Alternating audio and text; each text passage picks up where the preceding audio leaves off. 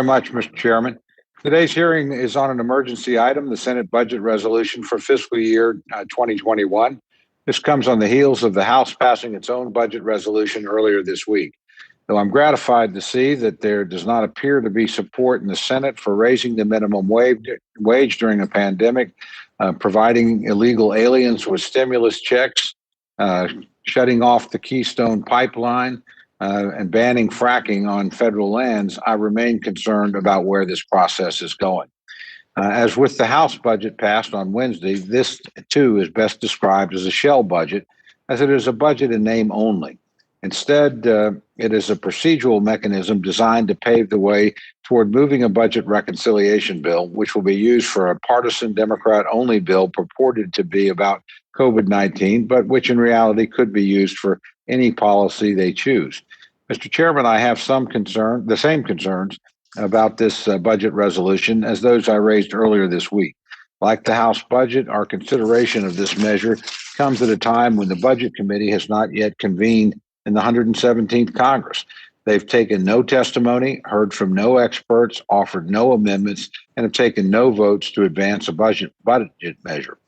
Instead, this measure, like the House measure, is being airdropped into the Rules Committee and from there directly to the floor. Hardly what I would call regular order.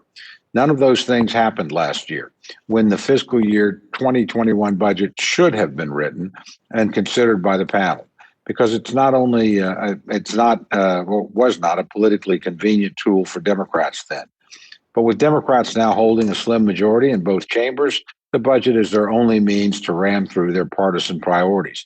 I'm concerned about where the budget process will lead us once it moves into the reconciliation stage. By all accounts, the majority intends to use the reconciliation to advance a partisan Democrat-only COVID-19 package.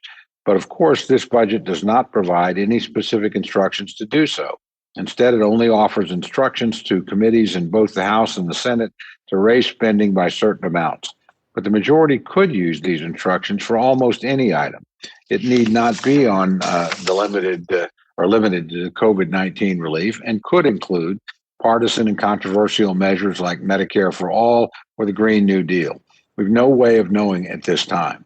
But taking my friends in the majority at their word, I'm deeply concerned about their rush into drafting a partisan COVID-19 bill.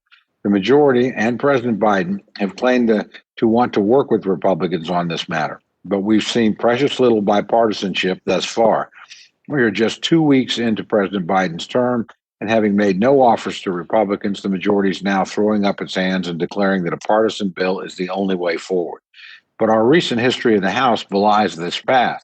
5 times in the last 10 months, Congress has come together to pass into law COVID-19 relief packages totaling nearly $4 trillion. Not all of these funds have yet been spent. Far from it, in fact, and Mr. Smith, the ranking member of the Budget Committee, pointed out as much in his testimony earlier this week. We can certainly do better than this process, Mr. Chairman. I hope in the coming weeks, the majority will come to its senses and make renewed efforts at working with Republicans. Bipartisan negotiations that lead to bipartisan bills may not always be the easy thing, but they are almost always the best thing for the country.